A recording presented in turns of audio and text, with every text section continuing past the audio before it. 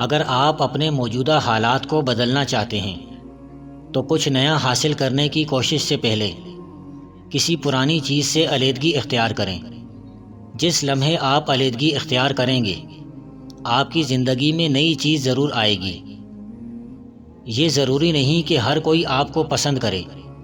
جب پھول کھلتا ہے تو تتلی خود بخود اسے ڈھونڈ لیتی ہے۔ جب درخت اگتے ہیں تو پرندے خود ہی شاخوں پر آتے ہیں۔ جب پتے مرجھا کر گرتے ہیں تو پرندے اڑ جاتے ہیں۔ لوگوں کے ساتھ ہمارے تعلقات بھی ایسے ہی ہوتے ہیں۔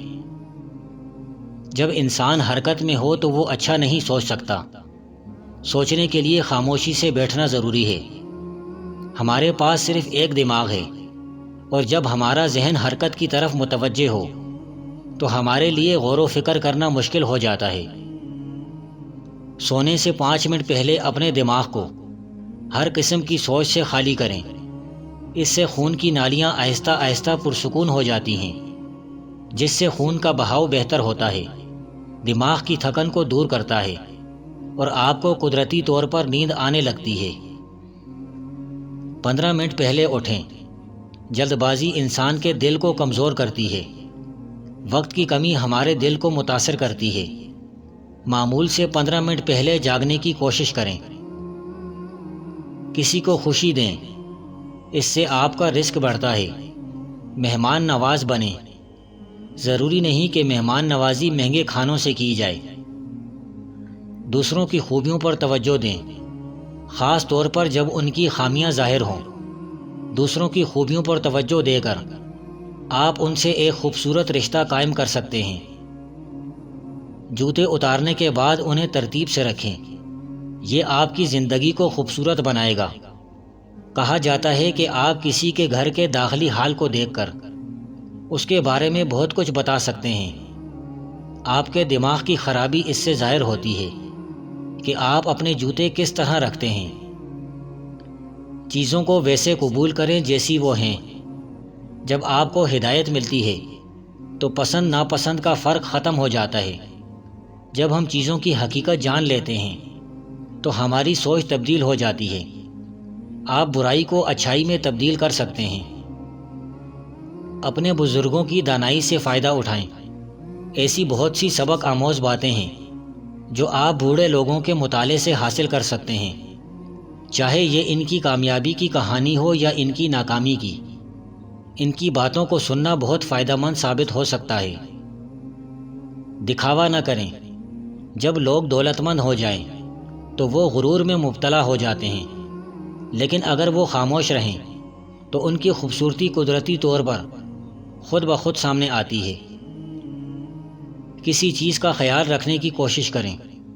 جب آپ بازار سے ٹماٹر خریدتے ہیں تو یہ آپ کے لیے ایک عام ٹماٹر ہوتا ہے، لیکن جو ٹماٹر اپنے ہاتھوں سے لگاتے ہیں وہ عام نہیں بلکہ خاص بن جاتا ہے۔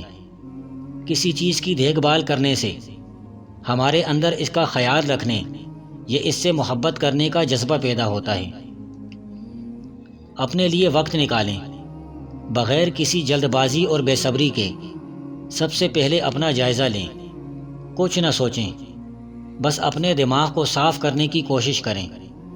یہ زندگی کو سادہ بنانے کی طرف پہلا قدم ہے۔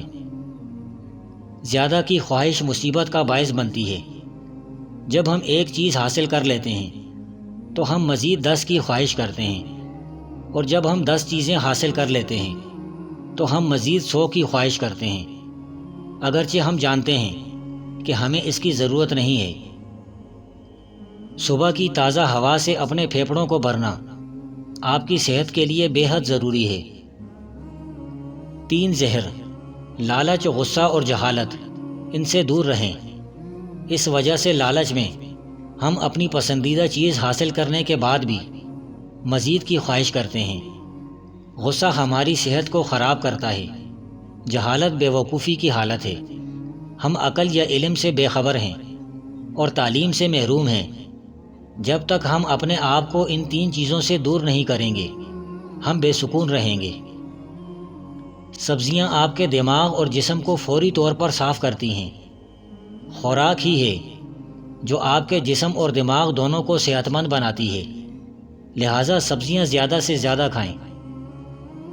اس کام پر محنت کریں جو ضروری ہے، اس سے آپ کو فائدہ ہوگا اور نہ ہی کبھی آپ کو مستقبل میں پچھتانا پڑے گا۔